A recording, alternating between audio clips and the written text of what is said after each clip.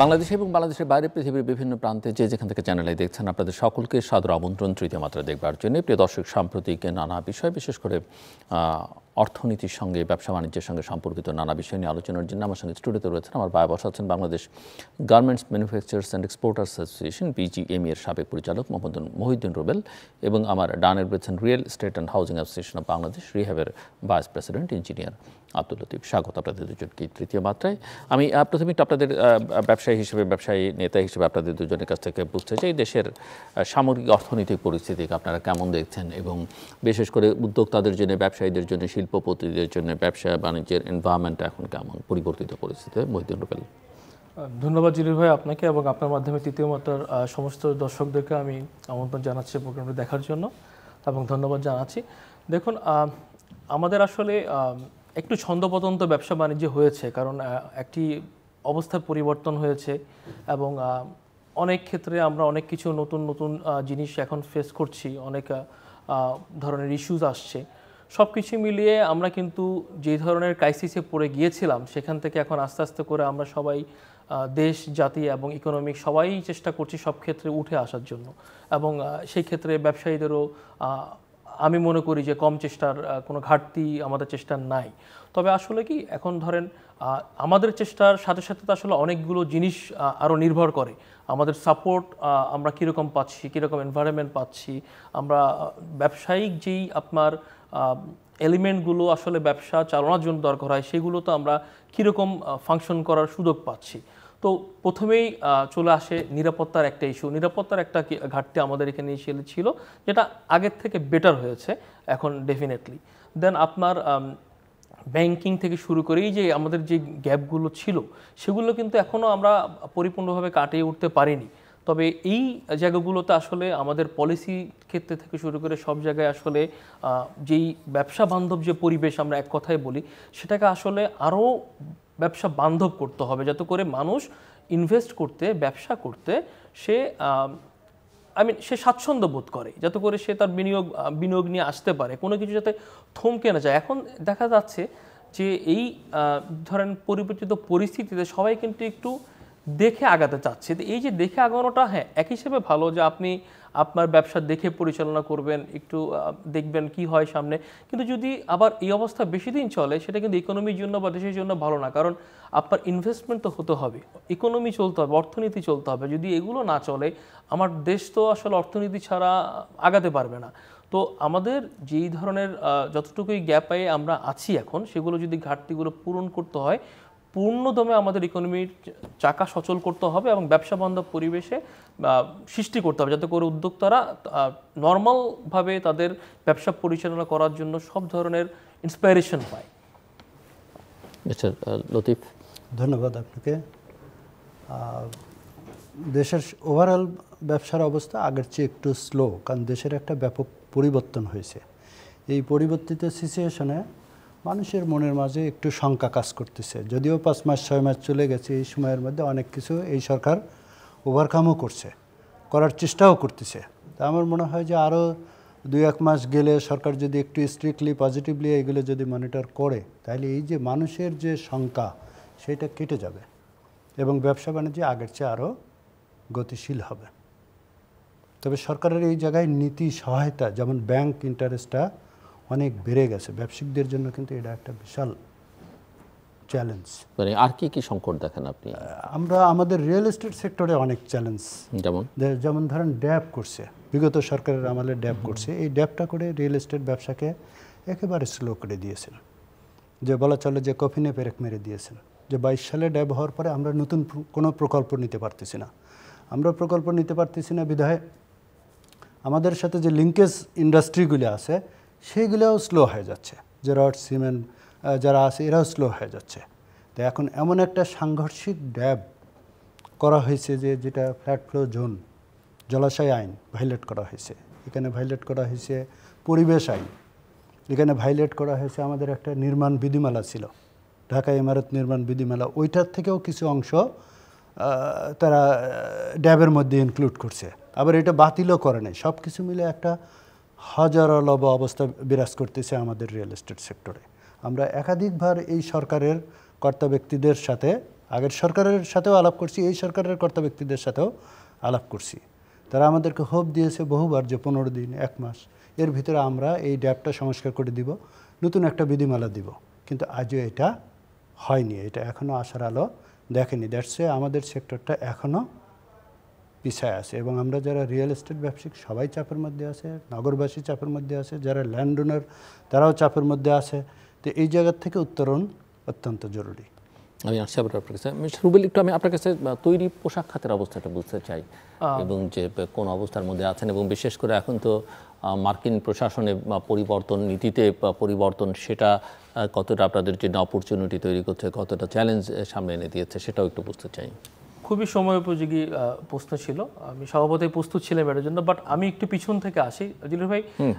আমাকে যখন কোনো মিডিয়াতে কোশ্চেন করে, আমি কিন্তু পাল্টা এই কোশ্চেনটা করি যে আমরা কতটুকু প্রস্তুত সেই সুযোগটা নেওয়ার জন্য। কারণ আমার কাছে মনে হয় যে ব্যবসা আসবে, এটা কিন্তু স্বাভাবিক। বাংলাদেশে তো আসলে ব্যবসা আসার, গার্মেন্টস ব্যবসার কথা বলছি পার্টিকুলারলি, আমাদের সেই ইনফ্রাস্ট্রাকচার আছে, আমাদের জনবল আছে, আমাদের যথেষ্ট পরিমাণ এন্টারপ্রেনাররা আছে এই ব্যবসা করার জন্য, সামলানোর জন্য। কিন্তু আমাদের যে ব্যবসা, বাড়তি ব্যবসার আমরা প্রায় কথা বলছি, যে ওয়ারের কথা বলছি, যেটা বেনিফিট বাংলাদেশ নিতে পারে, বাট আমরা কি আদৌ সেগুলোকে আসলে রিসার্চ করে আগাচ্ছি যে আমরা সেটা কতটুকু বেনিফিট নিতে পারবো? দেখেন, আমরা কিন্তু এখনও যে একদম কম এক্সপোর্ট করছি তা তো না।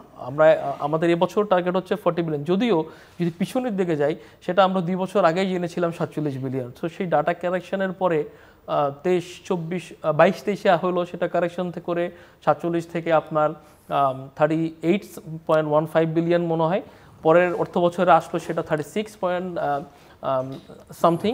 তো আমাদের অ্যাকচুয়ালি কিন্তু আমরা শুনে আসছিলাম যে আমাদের অনেক গ্রোথ হয়েছে, গার্মেন্টস সেক্টর ফুলে ফেপে অনেক কিছু হয়ে গেছে। আমি আমি আমি আমি মালিক পক্ষের প্রতিনিধি বলে আমি এখানে সাফাই গাচ্ছি না, বাট আমি যদি ডেটা নিয়ে কথা বলি, সরকারি ডেটা আগেরটাও তো যদি আমার কোনো সন্দেহ থেকে থাকে, আমি ধরে নিচ্ছি বর্তমানটা তো পরিশোধিত ডেটা কিন্তু বলছে যে আমাদের 22-23 পরে 23-24 আমাদের ওভারঅল গার্মেন্টস ইন্ডাস্ট্রিতে নেগেটিভ গ্রোথ ছিল 5.22%। আর এই নেগেটিভ গ্রোথের জায়গায় আমরা 47 বিলিয়নের উপরে ভর করে আমরা কিন্তু অনেক রকম খরচ থেকে শুরু করে অনেক কিছু বৃদ্ধি করেছি। তখন কিন্তু কোশ্চেন আসছিল যে এত ব্যবসা, এত প্রফিট, তাহলে আমরা বৃদ্ধি করতে সমস্যা কোথায়? বাট এখন কিন্তু আপনি 5.22% নেগেটিভ গ্রোথের উপরে যেহেতু বলতে পারছেন না যে কমিয়ে দেন, বা আমরা সেটা তার বলতে পারি না। সো এটা কিন্তু রিয়েল পিকচার, এবং এই পিকচারের উপরে ভর করে আমরা 100 বিলিয়ন টার্গেট করেছিলাম। আমরা চায়নার সাথে আমরা কম্পেয়ার করছি, বাট প্রথম আর দ্বিতীয় যদিও আমরা বলে থাকছি, বাট প্রথম আর দ্বিতীয়র যে গ্যাপ, এটা কিন্তু বিস্তর, এটা পূরণ করা কিন্তু খুব সহজসাধ্য ব্যাপার না। পূরণ করতে হলে সেই ধরনের, আমি জানি না কবে আমরা সেটা পূরণ করতে পারবো, বাট যদি আমাদের কাছাকাছি যেতে হয়, আমাদের ম্যাসিভ লেভেলের পলিসি ওরিয়েন্টেড কাজ করতে হবে। দীর্ঘমেয়াদী সরকারকে পরিকল্পনা নিতে হবে যে আমরা কি ধরনের টার্গেট চাই এবং এই টার্গেট থেকে গুলোকে আমরা অ্যাচিভ করতে পারি কিভাবে। আমরা কিন্তু সবসময় বলে আসি যে আমরা সস্তা শ্রম হিসেবে আখ্যায়িত হয়েছি বাইরে, তো অ্যাকচুয়ালি এটা তো ট্রু। সস্তা শ্রম ছিল বিধায়ী কিন্তু বাংলাদেশে গার্মেন্টস ইন্ডাস্ট্রি এসেছিল ওই সময়, বাট আমরা এখন আর থাকতে চাই না। আমরা চাই এখন ভ্যালু এডিশন প্রোডাক্ট করতে। কিন্তু এই যে যে গার্মেন্টসের যে আপনার ট্যারিফ ওয়ার হচ্ছে, বা কানাডার উপরে, ইয়ার উপরে আপনার মেক্সিকো, তারপরে আপনার চায়নার উপরে যে যুক্তরাষ্ট্র যে দিয়েছে, স্বভাবতই কিন্তু এক্সপোর্ট কিছু আপনার চায়না থেকে সরে যাবেই, এখানে কোনো সন্দেহ নাই। কিন্তু কোন ধরনের এক্সপোর্টগুলো সরবে সেই রিসার্চ করা এবং সেই ধরনের প্রোডাক্ট করার জন্য আমরা কি সক্ষম কিনা। আমি সবসময় বলে আসছি যে আপনি যদি খেয়াল করে থাকবেন যে লাস্টবার একটা টার্ম আমরা আলোচনা করেছিলাম, সামর্থ্যের ফাঁদ। আমার তো ক্যাপাসিটি আছে, বাট আমার ক্যাপাসিটিগুলো কি আমি যথাযথভাবে বৃদ্ধি করছি? আমি ভ্যালু এডিশন প্রোডাক্ট করতে চাই, আমরা এক্সপোর্ট বাড়াতে চাই। আমি তো শুধুমাত্র বেসিক গার্মেন্টস, বেসিক প্রোডাক্ট দিয়ে তো আমি সেটা বাড়াতে পারবো না। সুতরাং আমার ইনফ্রাস্ট্রাকচারগত সেই সাপোর্টগুলো কি আছে কিনা, আমার কি গ্যাস, বিদ্যুতের পর্যাপ্ত সাপ্লাই আছে কিনা। হ্যাঁ, দাম বৃদ্ধি পাচ্ছে, আমাদের প্রতিযোগী সক্ষমতা কমে যাচ্ছে, দিনে দিনে কিন্তু চ্যালেঞ্জ হয়ে আসছে। এরপরেও কিন্তু এর মাঝেও আমরা ফাইট করছি, গ্রো করছি, আমরা কিন্তু ব্যবসা ছিনিয়ে আনছি। কিন্তু যেটা হচ্ছে কি, আপনি যদি খেয়াল করে দেখেন রিসেন্ট ডেজে আমাদের বেশ কিছু গার্মেন্টস কিন্তু বন্ধ হয়ে যাচ্ছে। স্বভাবতই কোশ্চেন আসছে, অনেকে আমাকে কোশ্চেনে করেছে, বন্ধ হচ্ছে আবার গ্রোথ কিভাবে হচ্ছে। খুবই ন্যাচারাল, একটা লেমম্যান বা যে আউট অফ দ্য ইন্ডাস্ট্রি তার জন্য কিন্তু এই কোশ্চেনটা করা স্বাভাবিক। বাট অ্যাকচুয়ালি এগুলো তো রিসার্চের ব্যাপার আছে, জানতে হবে যে কেন গ্রোথটা হচ্ছে। আপনার বন্ধ হচ্ছে কিন্তু বেশিরভাগ ক্ষেত্রেই কিছুটা রুগ্ন এবং কিছুটা স্মল এবং মিডিয়াম ফ্যাক্টরিজগুলো। বড় ফ্যাক্টরি খুব কম কিন্তু বন্ধ হয়েছে, রাজনৈতিক প্রেক্ষাপট বা আদার্স কোনো ম্যাসিভ কোনো ইস্যুস না থাকলে বড় ফ্যাক্টরিগুলো বন্ধ হচ্ছে না। তার মানে কি, বড় ফ্যাক্টরিগুলো কিন্তু গ্রো করছে এবং বড় ফ্যাক্টরিগুলো গ্রো করার কারণেই কিন্তু তারা তাদের ইন্টারনাল ক্যাপাসিটি বাড়াচ্ছে, নতুন প্রোডাক্ট ইনোভেশন করছে। তো অ্যাকচুয়ালি আমরা তো শুধু সেটা চাই না, আমরা ইকো যে একটা ব্যালেন্স সেটা কিন্তু থাকবে না। আর এই ব্যালেন্স যদি না থাকে ইন্ডাস্ট্রি কিন্তু সমানভাবে সামনে গ্রো করতে পারবে না, এক জায়গায় যেয়ে কিন্তু দাঁড়াই যেতে হবে। বিকজ নতুন উদ্যোক্তাও কিন্তু আসবে না যদি আপনি ছোট এবং মিডিয়াম গার্মেন্টসগুলোকে আপনি সহায়তা না করেন, ক্ষুদ্র মাঝারিদেরকে আপনি যদি না আনেন। তো আলটিমেটলি আমরা ডেফিনেটলি এই মোমেন্টে আমরা কিছুটা গ্রো করেছি, রিসেন্টলি যে ডেটা সেটা বলে। বাট আমি যদি 2 বছর আগের সাথে কম্পেয়ার করি, অ্যাকচুয়ালি গ্রো করেছিও আমি বলবো না, আমরা ওই জায়গাটায় ফিরে যাচ্ছি। আমরা 38-এর জায়গায় আমরা এবার টার্গেট করেছি, যেটা 2 বছর আগে আমরা এক্সপোর্ট করেছিলাম সেটা আমরা এবার টার্গেট করছি 40 বিলিয়ন। তার মানে আমরা কিন্তু ঘুরে ফিরে আমরা সেখানে আসছি, যেটা 2 বছর আগে 47 বিলিয়ন আমরা বলেছিলাম। তো এই যে এখান থেকে সামনে যাওয়াটা খুব আসলে সহজ কিন্তু হবে না। আমরা বলতেই পারি যে আমরা এই যুদ্ধে আমরা আগে থাকবো, আমরা অন্যদের থেকে আমরা বেটার আপনার এক্সপোর্ট আনতে পারবো, অর্ডার আনতে পারবো। কিন্তু আমার কোশ্চেন বরাবরই যে আমরা কি সেটা এক্সিকিউট করার মতো সক্ষমতা ব্যালেন্স করে আমরা আগাতে পারছি কিনা, সেই জায়গাটায় পলিসিগুলো নিয়ে সমস্যাগুলো চিহ্নিত করে লং টার্ম সমাধানে আমাদেরকে এখনই যেতে হবে। আদারওয়াইজ আপনি এই যে এলডিসির কথা বলছি, আপনার যদি এলডিসি গ্র্যাজুয়েশন আসলেই আমরা নেই বা হয় 29-এর পরে কি হবে? আপনি মনে করছেন কেন আসলে আমরা নেই বা হয়, মানে এটা নিয়ে যেহেতু আলোচনা শুরু হচ্ছে, বিভিন্ন পত্রপত্রিকার মাধ্যমে মিডিয়াতে দেখছি যে বিভিন্ন ফোরামে আলোচনা হচ্ছে। তো এখন আমি অবশ্যই সরকার বা আমি দেশ তো তার সিদ্ধান্ত যেটা ভালো হয় সামগ্রিকভাবে অর্থনীতির জন্য সেটাই করবে। বাট আপনি দেখেন যদি গার্মেন্টস আমাদের কিন্তু একটা মেজর এক্সপোর্ট বা ব্যবসা ডিপেন্ড করে হচ্ছে কিন্তু ডিউটি ফ্রি কান্ট্রিগুলোর সাথে। তো আমরা ডেফিনেটলি সেক্ষেত্রে কিন্তু 30 থেকে আমরা আর কিন্তু ডিউটি ফ্রি পাচ্ছি না। অনেকে হয়তো জিএসপি জায়গায় জিএসপি প্লাসের কথা বলছে, বাট এখানেও কিন্তু কিছুটা আমাদের জানার গ্যাপ থাকতে পারে।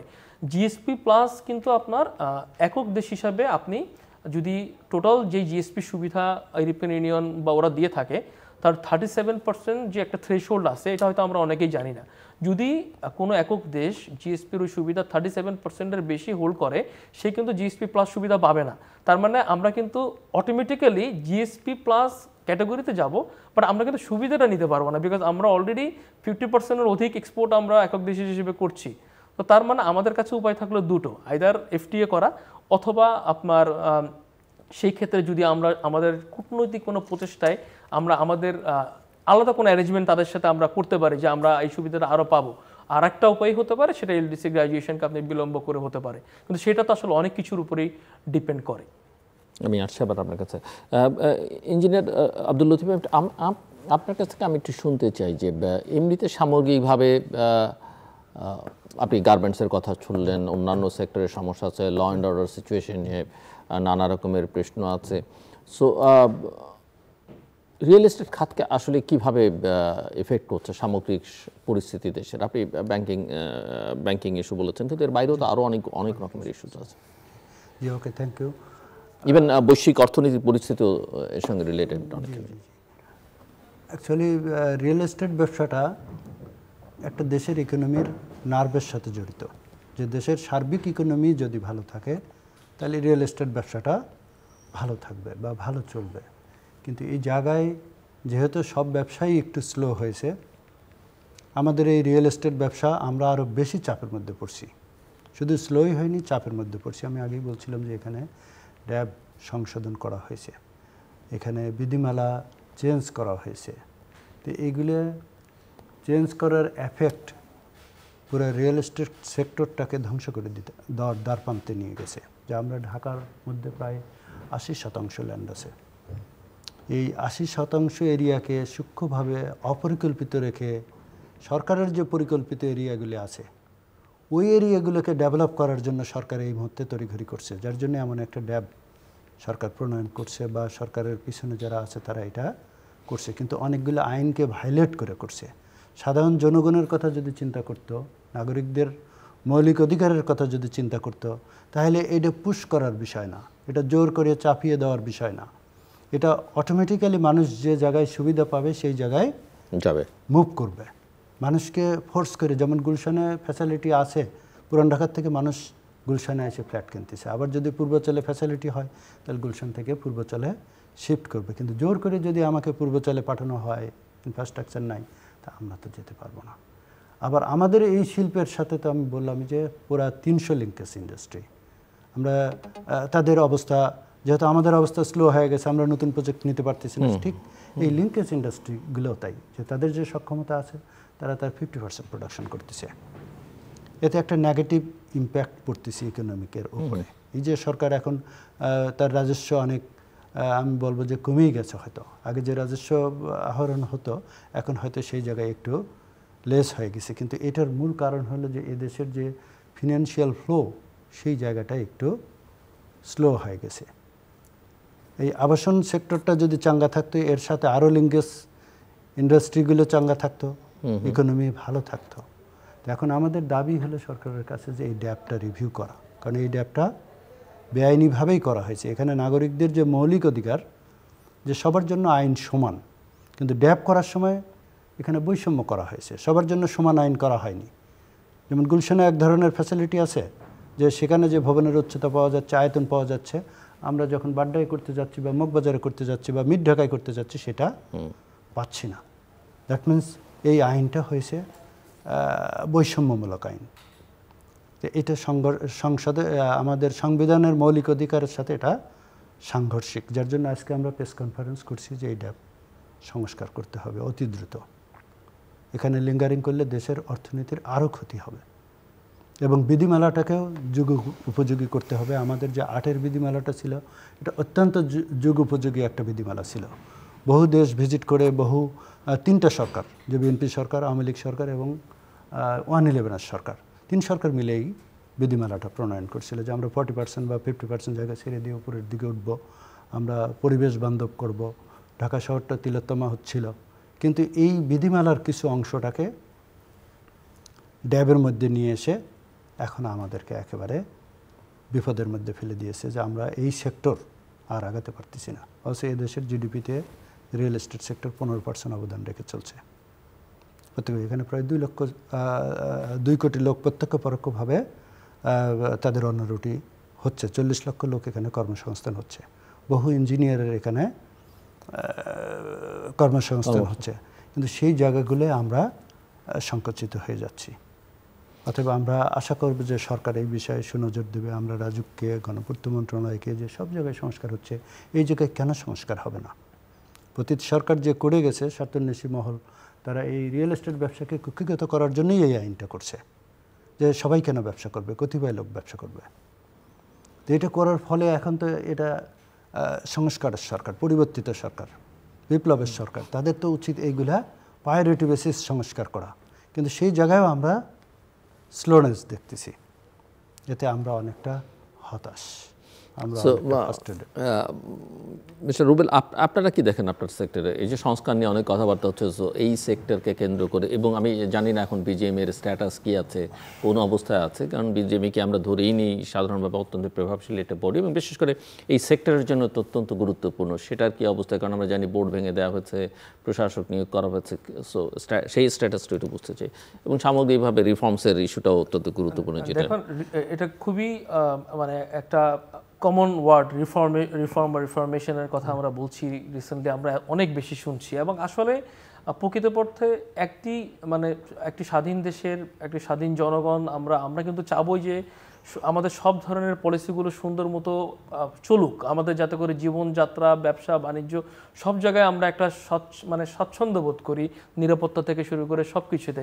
বাট এই যে স্থবিরতা, অস্বাচ্ছন্দ্য বোধ করা, এইটি দূর করতে ডেফিনেটলি এই সরকার কিন্তু একটা বদ্ধপরিকর প্রতিজ্ঞা নিয়ে আসছে এবং আমরা সেটা এক্সপেক্ট করি, কারণ এটা তো কোনো পলিটিক্যাল গভর্নমেন্ট না। সো অবভিয়াসলি আমরা এক্সপেক্ট করছি যে তারা এমন কিছু বিরল দৃষ্টান্ত কাজ করে যাবে যেটা কিনা সাধারণ জনগণের সবসময় মনে রাখবে এবং তাদের ম্যাসিভ স্বার্থে এটা তারা করতে পারবে। তো অবশ্যই এখানে তাদের কাছে কিন্তু আমাদের এক্সপেকটেশন জনগণ হিসেবে তো আছেই, এবং ব্যবসায়ী হিসেবেও কিন্তু ব্যবসায়িক মহলও আমাদেরও তো অনেক দাবি দাওয়া, অনেক পলিসি সংক্রান্ত গ্যাপ আছে।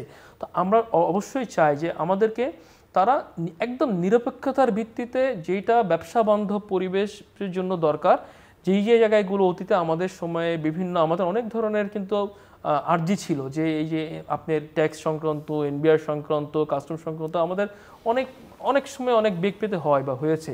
তো এই জায়গাতে এই ধরনের জায়গাগুলো থেকে শুরু করে আপনার লাইসেন্সের প্রক্রিয়া থেকে শুরু করে যত রকম আসলে ব্যবসার সাপোর্টিং এলিমেন্টগুলো আছে, সেইখানে তারা রিফর্মেশন এবং পলিসি সংক্রান্ত সাপোর্টগুলো স্ট্রংভাবে রিফর্ম করবে এবং লং টার্ম চিন্তা করবে যে ট্যাক্স আমাদের কী ধরনের ট্যাক্স হলে আমাদের ব্যবসার জন্য ভালো হয়, কী ধরনের আপনার ডিটি হলে আমাদের ব্যবসার জন্য ভালো হয়।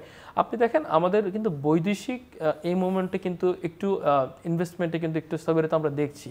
তো আসলে আমি যখন অ্যাজ এ বাংলাদেশের নাগরিক হয়ে আমি যদি নিজেই মনে করি যে আমার একটা লং টার্ম আমার উত্তর জানা দরকার যে আমার কি ধরনের কস্ট হবে, আমার ব্যাংক ইন্টারেস্ট কী ধরনের আসতে পারে, তো আমি যখন একটা প্রজেক্ট করছি আমি তো আসলে একটা প্ল্যান করে প্রজেক্টটা করছি। যে কোনো একটা ব্যবসায়ী সে তো একটা 2-5 বছর একটা রিটার্ন চিন্তা করে, তো সেই যদি তার কস্টটাকে না জানে, কন্ট্রোল করতে না পারে, কন্ট্রোল হয়তো করতে পারবে না কারণ সব কিছু তো দেশের উপরও ডিপেন্ড করে না, বাট আমাদের একটা কাছাকাছি হলেও তো আমাদের একটা টার্গেট থাকতে হবে। তো এই জায়গাগুলো লং টার্ম পলিসি নিয়ে আমি মনে করি যে is a very right time যে ওনারা এই সিদ্ধান্তগুলো একটু শক্তভাবে হলেও নেওয়া উচিত এবং নিবে, এবং কিছু নিচ্ছ আমরা দেখছি। বাট আমরা আরও আশা করছি, আমাদের প্রত্যাশা তো আসলে পাহাড় সমান এই মোমেন্টে, হয়তো পাহাড়ের মতো পূরণ করতে না পারলেও আমরা মিনিমাম যতটুকু আমাদের নিড সেটা যদি পূরণ হয় আমরা তাতে খুশি।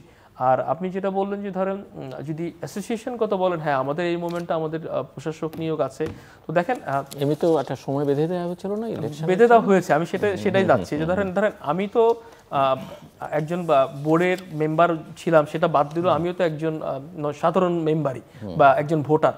আমি তো চাই যে একটা নির্বাচিত প্রতিনিধি বোর্ড থাকুক, কারণ আমি কিন্তু আমারও তো ব্যবসা আছে, আমারও তো গার্মেন্টস আছে, দিনের শেষে আমারও তো সমস্যা হয়। আমি এই সমস্যাটা নিয়ে যে যাব, প্রশাসক সাহেব বা এই এখন যে একটা কমিটি আছে আসলে তারা তো নির্বাচিত কোনো কমিটি না, তারা আসলে একটা পরিস্থিতির কারণে এসে এই দায়িত্বটা নিয়েছেন, গুরু দায়িত্বটা। কিন্তু এটি অ্যাজ আর্লি অ্যাজ পসিবল ইলেকশনের মাধ্যমে যদি হস্তান্তর করা হয় তাহলে সাধারণ যে মেম্বাররা আছে, একটা গ্যাপ কিন্তু হয়েছে বা হচ্ছে, আমি বলছি না ওনাদের খুব বেশি সদিচ্ছার যে খুব অভাব আছে তা না, বেসিক্যালি একটা বোর্ড এবং একটা এ ধরনের কমিটির মধ্যে কিছুটা ফাংশনালগত পার্থক্য তো থাকবেই।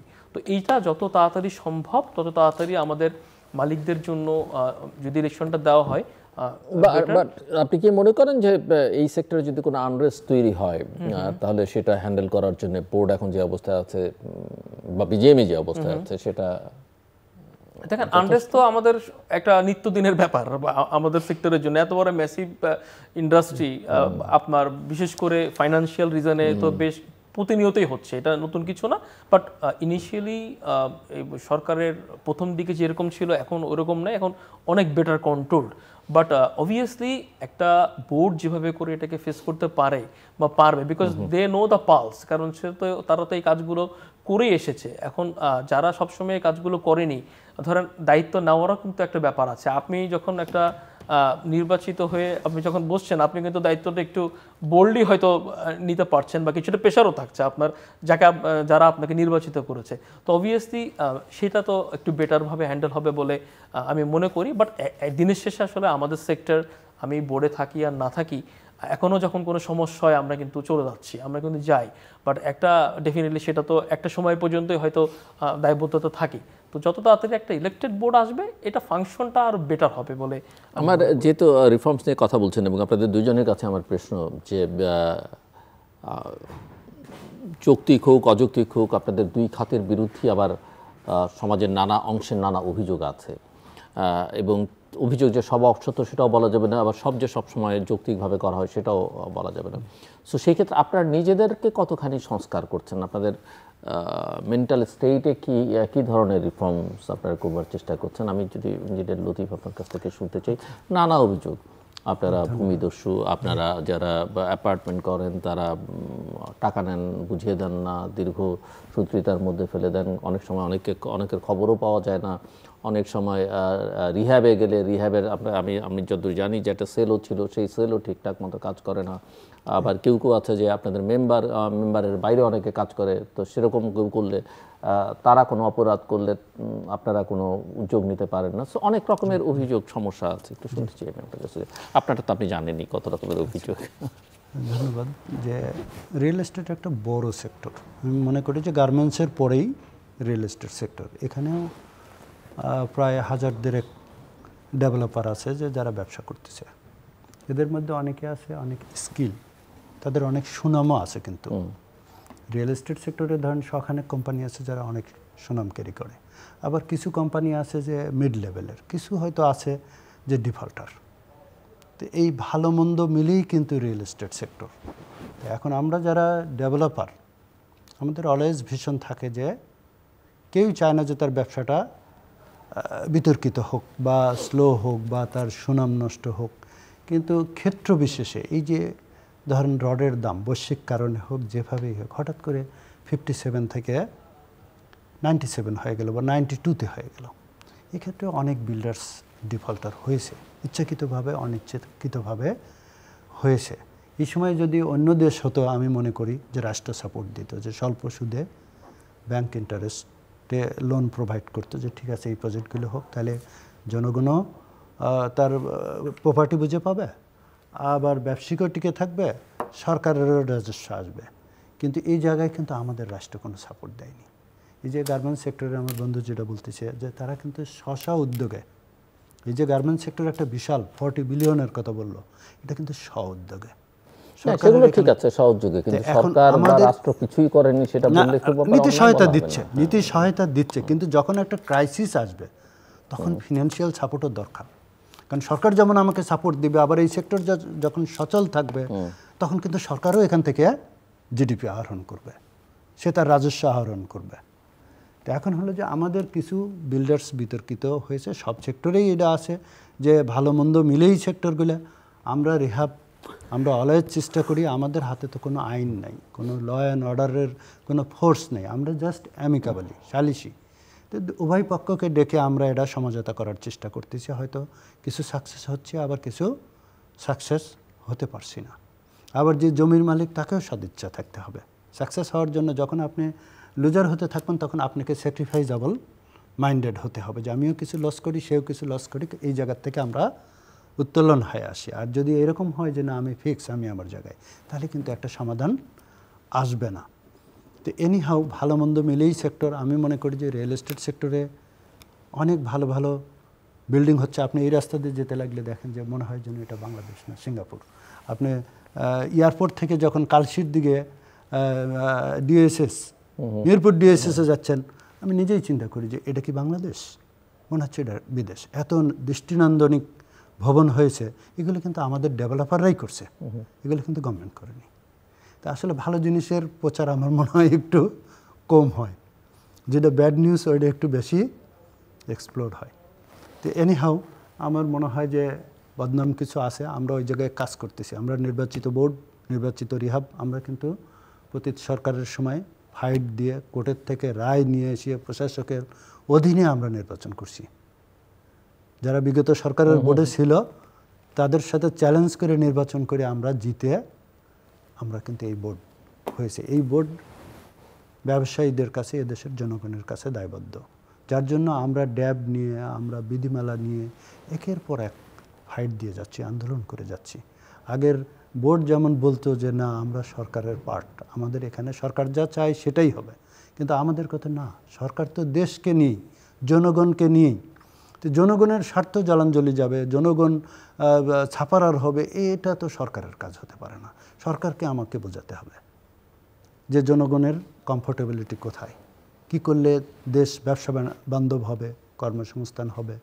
হ্যাঁ, এগুলো নিয়ে আমরা গণপূর্ত মন্ত্রণালয় এবং রাজুকের সাথে একের পর এক সিরিজ একাধিক মিটিং করতেছি, যে পতিত সরকার যে জিনিসগুলো করে গেছে এগুলো রিফর্ম হওয়া অত্যন্ত জরুরি। রাজুক চেয়ারম্যান রাজিও হয়েছে, কিন্তু পরবর্তীতে কোন অদৃশ্য কারণে তারা গণশুনানি করছে, একটা বিধিমালা আমাদেরকে প্রেজেন্টেশন দিয়েছে, গণশুনানিতে আমাদের পক্ষে অনেক মতামত আসছে। তারপরে বিআইপি নামক একটা সংস্থা আছে যে তাদের চাপের কারণে, প্রেশারের কারণে তারা আবার পূর্বের জায়গায় শিফট করে গেছে। যেটা আমরা অনেক ব্যথিত, আমাদের এই সেক্টরের লোকজন ব্যথিত, যারা নির্মাণ সেক্টরের সাথে জড়িত। যে আপনি বড় বড় শিল্প মালিকগুলো যেগুলো সিমেন্ট রড এগুলো দেখেন 40%ও না 30% প্রোডাকশন করতেছে, তাও সেল করতে পারতেছে না। ডলারের দাম বেশি, বৈশ্বিক সব অবস্থা বেশি, তারপরে রডের দাম কমতেছে, সিমেন্টের দাম কমতেছে, কারণ উপায় নেই। লস হলেও ফ্যাক্টরিগুলোকে চালু রাখার জন্য তাদেরকে প্রোডাক্ট, যেমন আমরাই আমাদের প্রোডাক্ট লস হলেও কিন্তু আমরা বিক্রি করতেছি। যে পরিমাণ প্রাইস ইনফ্লাম হয়েছে আমরা কিন্তু ওই পরিমাণ করতে পারি না। ওই পরিমাণ করলে ক্রেতারা ফ্ল্যাট কিনতেছে না, যার জন্য আমরা এখন যে ফ্ল্যাটগুলি বিক্রি করতেছি রিয়ালি এগুলো উইদাউট প্রফিটেই, শুধু ব্যবসাটাকে চালু রাখার জন্য, যার জন্য ধরেন কোনো মতে আমরা মানে বেঁচে আছি, লাইফ সাপোর্টে বলা চলে। তো এই জায়গার থেকে উত্তোলনের জন্য আমাদের সরকারের নীতি সহায়তা, আমরা তার কাছে পয়সা চাচ্ছি না সরকারের কাছ থেকে, বাট নীতি সহায়তা চাচ্ছি। হ্যাঁ, এবং এই রিয়েল এস্টেট সেক্টর এটা অন্য বস্ত্র বাসস্থানের মধ্যে অন্যতম। তো এই জায়গায় লোনের ইন্টারেস্ট 13% হলে হবে না, 10% হলে হবে না। এখানে সরকারকে কিছু সাবসিডি দিতে হবে। কার জন্য? এদেশের যারা অর্থনীতির চাকা ঘোরাচ্ছে তাদের জন্য সাবসিডি দিতে হবে। শুধু সরকারি এমপ্লয়ীদের জন্য সাবসিডি হবে, অথচ প্রাইভেট এমপ্লয়ীদের জন্য হবে না। আমার বন্ধু বলছেন যে $40 বিলিয়ন আমাদের এই সেক্টরের মাধ্যম দিয়ে আর্ন হচ্ছে। তো তাহলে ওই জায়গায় কেন এই লোকগুলো, এই সেক্টরের লোকগুলো কেন এই বেনিফিট পাবে না, কেন আবাসনের সুযোগ পাবে না, কেন শুধু সরকারি অফিসারদের মধ্যে এটা সীমাবদ্ধ থাকবে? তাই আমি আশা করি যে আপনাদের এই তৃতীয় মাত্রা সবসময় বৈষম্যগুলোই তুলে ধরেন।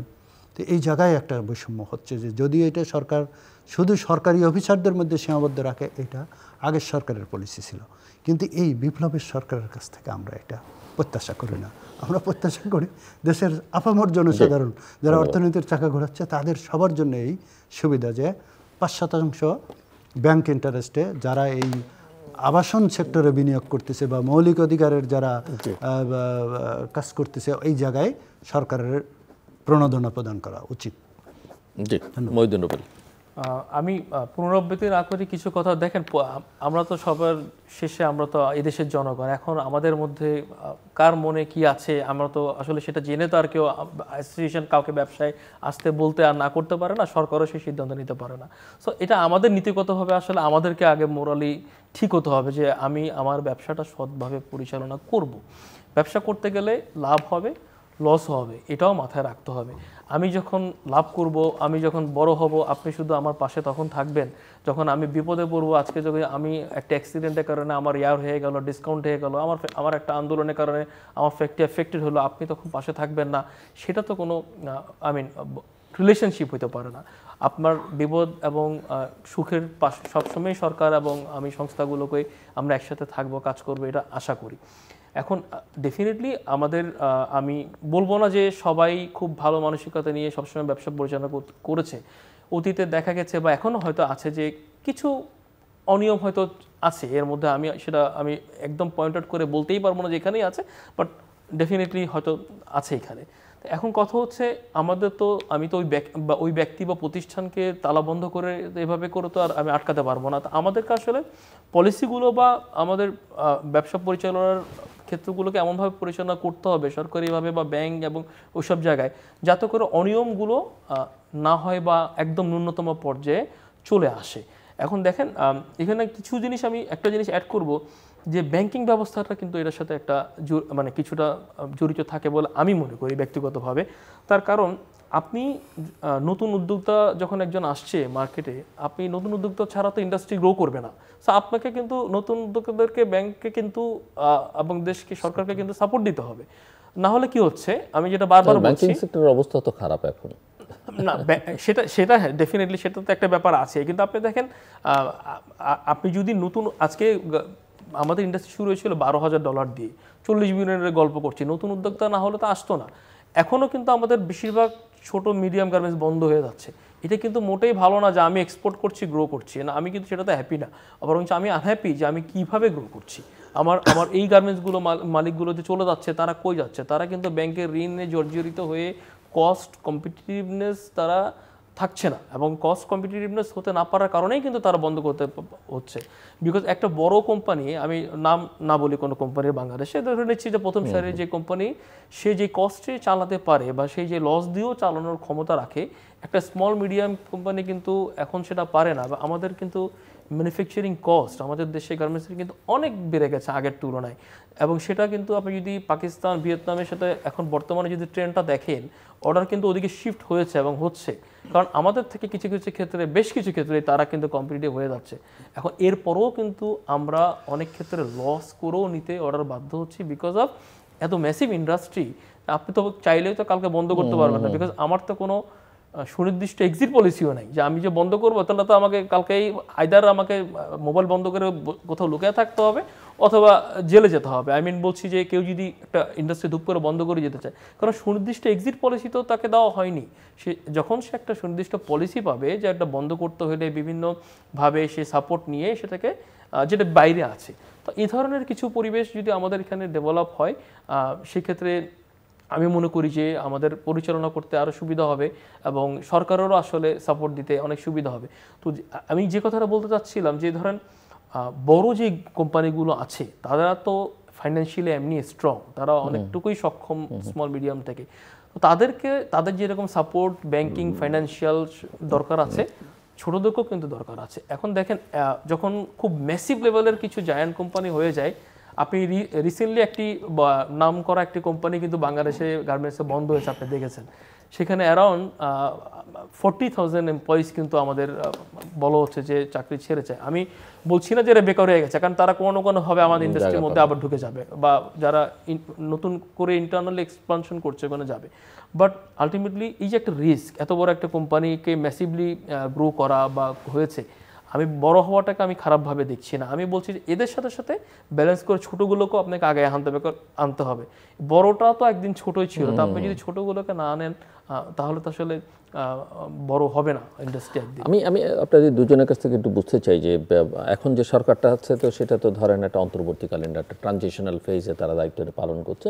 নির্বাচন একটা হবে, নির্বাচনের পর একটা সরকার মোটামুটিভাবে এখন পর্যন্ত সংবিধানে যা আছে 5 বছরের জন্য তারা আসবে, তখন একটা আপনারা প্ল্যান করতে সুবিধা, ডিরেকশনটা বুঝতে সুবিধা।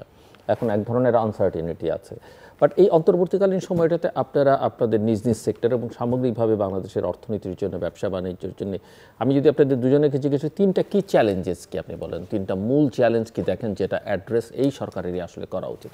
তবে আপনার কাছ থেকে প্রথমে আমার সবার আগে ডেফিনেটলি, এবং আপনি একটু এক্সপ্লানেশন সহ বলতে পারেন। ফাইন্যান্সিয়াল সেক্টরের কথা আমি অলরেডি বলেছি যে কম্পিটিটিভনেসের কথা বলছি। আমার কিন্তু কস্ট অনেক বেড়ে গেছে। এখন দেখেন আমি বাইরের কস্ট আর আমি কন্ট্রোল করতে পারবো, এটা হচ্ছে আপনার এক নাম্বার ফাইন্যান্স। আমার বাইরের কস্ট আর আমি কন্ট্রোল করতে পারবো না, এটা ইন্টারন্যাশনালি অনেক কিছু হয়, কিন্তু আমার দেশের অভ্যন্তরীণ কস্ট আমাকে চেষ্টা করতে হবে যে আমি কিভাবে এটাকে নিয়ন্ত্রণে আনি। ফর এক্সাম্পল আমার অনেক ক্ষেত্রে স্পিড মানি লাগে, এটা তো আমরা চাইলে চেষ্টা করতেই পারি যে এগুলোকে কিভাবে আমি বন্ধ করতে পারবো না টোটাল কস্ট, কিন্তু আমরা তো সংকুচিত করতে পারি যাতে করে আমরা কম্পিটিটিভনেস হতে পারি। দেন হচ্ছে আপনার অবশ্যই উপকরণের যেই উপকরণগুলো ব্যবসাতে আমাদের লাগে, ফর এক্সাম্পল জ্বালানি, আমাদের সেক্টরের কিন্তু একটা ম্যাসিভ সাপোর্টই হচ্ছে জ্বালানি ক্ষেত্রে আমাদের দরকার, কারণ জ্বালানি ছাড়া কিন্তু গার্মেন্টস আপনি চলবে না। আপনার যদি গ্যাস বিদ্যুতের পর্যাপ্ত সাপোর্ট না পান, অবভিয়াসলি এখানে এটা চালনা করা কিন্তু আমাদের জন্য কষ্টকর। এখানে নিরবিচ্ছিন্নভাবে আমাদেরকে এটা পেতে হবে, অবশ্যই যোগ্য মূল্যে। এখন আমি যেটা বারবার বলছি যে কস্ট আপনি বাড়াতে পারেন, হয়তো কেউ না কেউ অ্যাফোর্ড করতেই পারবে, বাট সবাই অ্যাফোর্ড করতে না পারলে ইন্ডাস্ট্রি ব্যালেন্স থাকবে না, ইন্ডাস্ট্রি কিন্তু একটা লেভেল পরে গ্রো করবে না। আর থার্ড আমি যেটা বলবো যে লং টার্ম পলিসি দরকার, আমাদের একটা নীতি, আমাদের একটা সুন্দর একটা নীতি দরকার ব্যবসায়িক, যেখানে আমরা অতীতে যে সমস্ত গ্যাপগুলো আছে সেগুলো পূরণ করে আমরা জানবো আগামী 5 বছর ব্যবসা পরিচালনা করতে হলে আমাকে এইভাবে আগাতে হবে, এই ক্ষেত্রে আমাকে কম বেশি এরকম ট্যাক্স বলি, ভ্যাট বলি আমাদেরকে যাতে 2 দিন পর চেঞ্জ না হয়। কারণ আমি তো আমি যখন একটা বায়ারের সাথে কাজ করে একটা অর্ডার নিচ্ছি, আমি তো আসলে 1 মাসে সেটাকে চেঞ্জ করতে পারবো না প্রাইস, এগুলো তো আসলে একটা লং টার্ম প্ল্যান করে নেওয়া হয়। সুতরাং যখনই কোনো চেঞ্জ হবে আমার তো এটাতে এফেক্ট পড়বে, যে কোনো ধরনের চেঞ্জ হোক না কেন।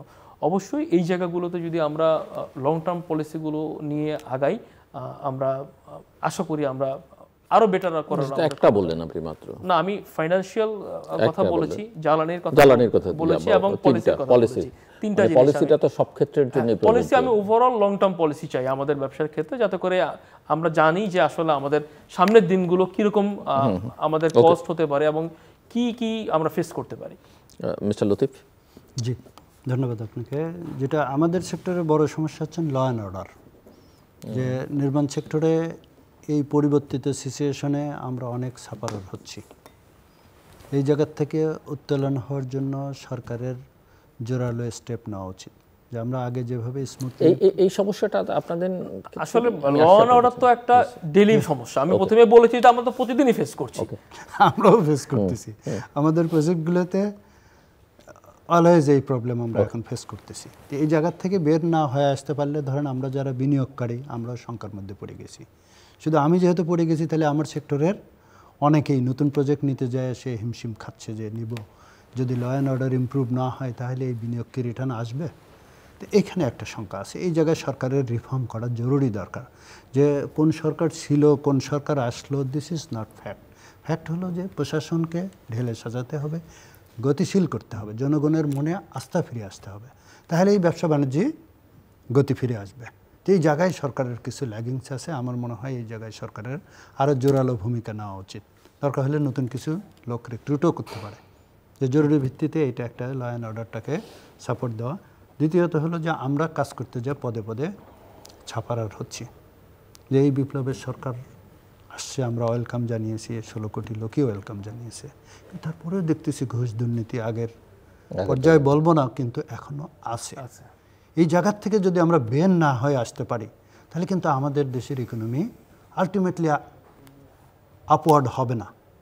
কারণ হলো কি, যে আমি যদি ব্যবসা করে কমফোর্ট ফিল না করি, আমাকে যে অর্থটা এই স্পিড মানির পিছিয়ে ব্যয় করতে হচ্ছে, এটা কিন্তু প্রত্যক্ষ এবং পরোক্ষভাবে জনগণের উপরেই যাচ্ছে। তো তাহলে জনগণের লাইফ, জনগণের কস্টিং সব বেড়ে যাচ্ছে। তো এই জায়গায় সরকারকে কনসার্ন দিতে হবে যে স্পিড মানি কেন, এই বিপ্লবের সময় কিভাবে এটা সম্ভব। কিন্তু তারা চাচ্ছে আগের মতোই। এই জায়গায় আমরা সরকারের কাছে প্রতিকার চাই, যে আমরা যখন ওয়াসায় যাচ্ছি, আমরা ডেসায় যাচ্ছি, আমরা রাজুকে যাচ্ছি, আমরা যখন গণপূর্ত মন্ত্রণালয়ে যাচ্ছি, আমরা যখন বিভিন্ন সিটি কর্পোরেশনে যাচ্ছি, আমরা কিন্তু আগের মতোই হ্যারাসমেন্টের, আমি ইভেন আরও যেসব জায়গায় যাচ্ছি অনেক জায়গায় এরকম হ্যারাসমেন্টের শিকার হচ্ছি। তো ব্যবসায়িকরা নতুন কিছু যুক্ত হয়েছে, নতুন ল অ্যান্ড অর্ডারটা ডিটেরিয়েট হওয়াতে এমনি অন্য কিছু যোগ হয়। মানে আমি বলছি যে ঘুষ টুস দেওয়া, টাকা পয়সা, চাঁদাবাজি, এটা চাঁদাবাজি তো ডিফারেন্ট থিং, ওইটা আমি বলবো না। আপনি ভয় পাচ্ছেন? ভয় ঠিক না, যে আসলে তো এখন কি সিচুয়েশন চলতেছে আপনারা সবাই জানেন, যে সবাইকে একটু অ্যালার্টভাবে, যেহেতু ল অ্যান্ড অর্ডার যদি ঠিক না থাকে তাহলে যারা দুর্বৃত্ত সবাই সুযোগ নেওয়ার চেষ্টা করবে। তো ওই জায়গায় আমাদের নিজ নিজ প্রোটেকশন নিয়ে চলতে হচ্ছে। আর তৃতীয়ত যেটা ট্যাক্স, ভ্যাট, রেজিস্ট্রেশন কস্ট, এই জায়গাগুলো আমাদেরকে একটু শিথিল করতে হবে। এই সরকার এসে হঠাৎ করে 3% টিডিএস ছিল 5% করে দিয়েছে। তো এমনি ব্যবসা বাণিজ্য স্লো হয়ে গেছে, তারপর আবার 5%। তারপরে হঠাৎ বিভিন্ন অফিসে এনবিআরের হামলা, হঠাৎ করে যে অফিস সার্চ করতেছে। তো এখন এটার তো একটা সুনির্দিষ্ট নীতিমালা থাকা উচিত, যে আমি ট্যাক্স দিলাম, ভ্যাট দিলাম, তারপরে আবার হুট করে অফিসে আসা হচ্ছে। ওয়াই এ ধরনের বিরক্ত করলেও তো ব্যবসায়িকটা কমফোর্ট পাবে না। যদিও অনেকে এই কথাগুলো বলে সাহস পায় না মিডিয়ার সামনে, কিন্তু আসলে তো আমরা ছাপরার। অনেকে কিন্তু এই কারণেও ব্যবসা বাণিজ্যে যেভাবে ফ্লারিশ করার কথা করছে না। সে কি করতেছে, যে ল্যান্ড কিনতেছে, সে একটা বাগান বাড়ি করতেছে বা একটা রিসোর্ট করতেছে। এটা কিন্তু প্রোডাক্টিভ কিছু না। প্রোডাক্টিভ হলে ভাইদের মতো প্রোডাকশনে আসতে হবে। যেমন আমাদের দেশে গাড়ির নাই, শিল্প নাই, এটা হতে পারে, অ্যাসেম্বলি হতে পারে বাংলাদেশে, যে আমরা বহু ডলার আমাদের বাইরে চলে যাচ্ছে, আমাদের অনেক শিশু খাদ্য আমরা বাইরে থেকে নিয়ে আসতেছি, এগুলো আমাদের দেশে, যেমন সিরামিক ইন্ডাস্ট্রি আমাদের দেশে কিন্তু এখন স্টেবল হয়ে গেছে। আগে আমরা ফুললি চায়না বা ইন্ডিয়ার উপরে, এটার উপরে, বা মালয়েশিয়া, ভিয়েতনাম, এগুলোর উপরে ডিপেন্ড ছিলাম, কিন্তু এই শিল্পটা আমাদের দেশে অলরেডি দাঁড়ায় গেছে। কিন্তু লিপ শিল্প এখনও দাঁড়ায়নি, জেনারেটর শিল্প দাঁড়ায়নি, ভেহিক্যাল শিল্প দাঁড়ায়নি, মোটরসাইকেল দাঁড়ায়নি। কেন দাঁড়াচ্ছে না? আমাদের এই মার্কেটটা তো ছোট না, বড়। তো সরকার যদি এই জায়গায় যদি স্পেস দেয়, সহায়তা দেয়, আমার বিশ্বাস দাঁড়াবে। আর এইগুলো যখনই দাঁড়ায় যাবে তখন দেশের ইকোনমি বুমিং হবে। আমরা একটু শেষের দিকে আর কিছু যোগ করবেন আপনি? জি, আমাদের সর্বশেষ আমি যেটা যোগ করতে চাই, ক্লোজিংয়ে যেটা যোগ করতে চাই, যে আমাদের ড্যাব, আমাদের বিধিমালা, এইটার যুগোপীকরণ করা অত্যন্ত জরুরি। এইটা আপনার এই স্টুডিওর মাধ্যমে আমরা কর্তৃপক্ষের দৃষ্টি আকর্ষণ করছি যে উইদিন 15 ডেজের মধ্যে এই জিনিসটা রিফর্ম হওয়া উচিত। কারণ ঢাকা শহরের ভূমি মালিকদের, রিয়েল এস্টেট ব্যবসায়িকদের এটা প্রাণের দাবি। আজ 2.5 ইয়ার্স আমাদের সমস্ত নতুন প্ল্যান এবং ল্যান্ড নেওয়া স্টপ হয়ে গেছে। দ্যাট মিনস আমরা একেবারে ব্যাকওয়ার্ড লিঙ্কেজে চলে গেছি। অতএব সরকারকে এই জিনিসটা ভেবে দেখা উচিত। তারা বলতেছে পরিবেশ, বায়ু দূষণ, বিল্ডিং বানালে নাকি বায়ু দূষণ হয়। এটা তো আমার মাথায় আসে না যে একটা ল্যান্ড ডেভেলপ না, আনডেভেলপ, সেখানে ওয়ার্কশপ আছে, সেখানে বিভিন্ন শ্রেণীর লোকজন যায়, বিভিন্ন ধরনের মাদকাসক্তের কারখানা করতেছে। আমরা সেই জায়গাগুলো ডেভেলপ করে সুন্দর ভবন করতেছি, সেখানে ভালো ভালো লোক বসবাস করতেছে, রাস্তা চওড়া হচ্ছে, কিন্তু এই জায়গায় সরকার কনসার্ন দিচ্ছে না। তারা বলতেছে বিল্ডিং বানালে বায়ু দূষণ হবে, শহরের এই শহর নাকি বাসযোগ্যতা হারাচ্ছে। আমি যারা প্ল্যানার্সরা যারা প্ল্যান করছে তাদের সম্বন্ধে একটু বলতে চাই, তাদের এই ঢাকা সিটির মতো মেগা সিটি ডেভেলপ করার অভিজ্ঞতা কি আদৌ তাদের আছে? আমরা কি আগে কখনো দেখছি যে আমাদের দেশের প্ল্যানার্সরা কোনো একটা সিটি মডেল হিসেবে ডিজাইন করছে? আপনারা সাংবাদিকরা এটা দেখাতে পারবেন না। ওই অভিজ্ঞতা আমাদের দেশের প্ল্যানার্সদের গ্রো করেনি। বাংলাদেশের প্ল্যানার্স ওরকম কোনো ডিপার্টমেন্টই নেই। স্থাপত্য ডিপার্টমেন্ট আছে, অধিদপ্তর আছে, গণপূর্ত অধিদপ্তর আছে যেখানে ইঞ্জিনিয়াররা কাজ করে, কিন্তু প্ল্যানার্সদের কোনো দপ্তর নেই। কিন্তু এই প্ল্যানার্সদের দায়িত্ব দেওয়া হয়েছে পুরো ঢাকা সিটির মাস্টার প্ল্যান করার জন্য, কিন্তু তাদের হয়তো আনস্কিল। এটা করতে হলে হয় জাপান থেকে এক্সপার্ট নিয়ে আসতে হবে অথবা চায়না থেকে। এই সমস্ত মেগা সিটিতে যারা ডিজাইন করছে তাদের ওই লেভেলে এক্সপিরিয়েন্স আছে। আমরা যদি এই ঢাকা শহরের 80% এরিয়াকে যদি আমরা অ্যাবান্ডন করি এই ড্যাবের দ্বারা, আগামীতে আমাদের খাদ্য সংকট হবে। দেশ আরেকটা চ্যালেঞ্জের সম্মুখীন হবে যে ধানি জমি একেবারে লোপাট হয়ে যাবে। অলরেডি আপনি দেখেন যে ভালুকার থেকে শুরু করে ঢাকা পর্যন্ত ভিতর দিয়ে কিন্তু ইন্ডাস্ট্রি হয়ে গেছে। এখন এইগুলো এই বিধিমালা বা এই ড্যাবের কারণে এগুলো বাড়িঘরও হয়ে যাবে। তাহলে আমার শহর যদি এদিকে ময়মনসিংহ, ওইদিকে পদ্মা নদী, ওইদিকে কুমিল্লা, এইদিকে আরিচা যদি হয়ে যায়, তাহলে তো বাংলাদেশে বলা চলে যে 5 ভাগের 1 ভাগই শহর হয়ে গেল। তাহলে তো আগামীতে খাদ্য সংকট অবভিয়াসলি হবে, এবং সেটা এই ড্যাবের দ্বারাই হবে। তো এই ড্যাবকে জরুরি ভিত্তিতে স্টপ করা অত্যন্ত প্রয়োজন এবং 8 বিধিমালায় ফেরা উচিত। দেখেন, দেশ থাকলে ব্যবসা আসবে, ব্যবসা থাকবে। আবার এটাও সত্য যে ব্যবসা থাকলে দেশ আগাবে। আমরা কিন্তু ব্যবসা ছাড়া দেশ চলবে না, দেশ না থাকলে ব্যবসাও থাকবে না। সো ব্যবসা বান্ধব পরিবেশ দরকার সর্বক্ষেত্রে। কোন সরকার আসুক যাক, তার সাথে কিন্তু ব্যবসার যাতে কোনো এফেক্ট না হয়। কারণ অর্থনীতি যদি না থাকে আমার দেশ কিন্তু আগাতে পারবে না। আমাদের দেশ কিন্তু 2-4 লাখ 50 লাখ জনগণের দেশ না, এত কোটি কোটি মানুষের দেশ। এখানে যদি ইন্ডাস্ট্রি এফেক্টেড হয়, অর্থনীতি এফেক্টেড হয়, আমরা তো অত উচ্চ আমাদের তো এত ফাইন্যান্সিয়াল স্ট্রেন্থ নাই আমাদের দেশে। সুতরাং কাজ করেই খেতে হবে, অর্থনীতির চাকা সচল রেখে আগাতে হবে। সো এই অর্থনীতির চাকা সচল রাখার জন্য আমাদেরকে লং টার্ম পলিসি নিয়ে আগাতে হবে, ভিশন নিয়ে আগাতে হবে। যে আজকে হয়তো আমাদের যে 30-এ একসময় কথা ছিল 100 বিলিয়ন করব, হয়তো পরিশোধিত ডাটা হিসেবে সেটা আর হবে না, বাট 100 বিলিয়ন তো আমরা করবো, সেই স্বপ্ন তো দেখতে হবে। এই স্বপ্নের অন্তরায় যে ফ্যাক্টরগুলো আছে, নিরাপত্তা থেকে শুরু করে, ব্যাংকিং থেকে শুরু করে, ফাইন্যান্সিয়াল সেক্টর, নিরাপত্তার কথা আমি খুব একটা বলতে চাইনি এই কারণে যে এটা তো আসলে একটা দৈনন্দিন আমাদের লাইফস্টাইলের লাইফের সাথেই এখন হয়ে গেছে, আসলে প্রতিদিনই আমরা ফেস করছি। সুতরাং এটা তো থাকতেই হবে। আপনি প্রতিদিন দেখেন কোথাও না কোথাও গার্মেন্টসের শ্রমিকরা বের হয়ে রাস্তা অবরোধ করছি, আমরা এটা করছি। এটা তো আসলে ইন্টারনালি যত না এফেক্টেড হচ্ছে, সব তার থেকেও খারাপ কিন্তু হচ্ছে বহির্বিশ্বে আমাদের ইমেজ ক্ষতি করছে। সেটা সরকারের জন্য, দেশের জন্য, ব্যবসার জন্য কোনো ক্ষেত্রেই কিন্তু এটা সুফল বয়ে আনছে না। তো এই জায়গাগুলোতে আসলে না সবাইকে একসাথেই কাজ করতে হবে।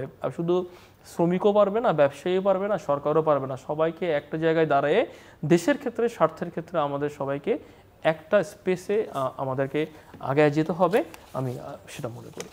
দর্শক অনুষ্ঠানের শেষ প্রান্তে আমরা সামাজিক যোগাযোগ মাধ্যম ফেসবুক, এক্স এবং ইউটিউবে তৃতীয় মাত্রা লাইভ স্ট্রিম হচ্ছে আপনারা দেখতে পারেন। টেলিভিশনের পর্দায় দেখতে না পারলে যে কোনো সময় যে কোনো স্থান থেকে ইউটিউবে তৃতীয় মাত্রা চ্যানেলটি সাবস্ক্রাইব করেই পর্ব বা পুরোনো পর্বগুলো আপনারা দেখতে পারেন। ইঞ্জিনিয়ার আব্দুল লতিফ এবং মিস্টার মহিউদ্দিন রুবেল, অসংখ্য ধন্যবাদ এই আলোচনা করার জন্য। দর্শক দুজন ব্যবসায়ী এবং ব্যবসায়ী নেতা কথা বলছিলেন এবং শুধুমাত্র ব্যবসা বাণিজ্য নয়, ব্যবসা বাণিজ্যের সঙ্গে যে আমাদের সমাজ, রাজনীতি, মানুষের জীবনযাপন, দৈনন্দিন জীবনযাপনও সম্পর্কিত, সেটা ওনারা নানাভাবে তুলে ধরবার চেষ্টা করেছেন।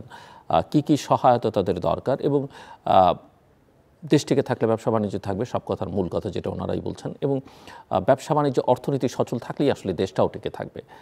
আদারওয়াইজ আপনি এটাকে কোনোভাবেই সমস্যার সমাধান করতে পারবেন না। এবং অর্থনীতিতে অস্থিরতা থাকলে রাজনৈতিক অস্থিরতাটাও একটা সময় না একটা সময় দেখা দেবে। কাজে এই বিষয়ে সরকার অত্যন্ত মনোযোগী হবে এবং কিছু কিছু কনসার্ন ওনারা ব্যক্ত করেছেন, যেমন বিজিএমের ক্ষেত্রে ট্রেড বডির নির্বাচন, আইনশৃঙ্খলা পরিস্থিতির দ্রুত উন্নয়ন, কিছু পলিসি সাপোর্টের কথা ওনারা বলেছেন।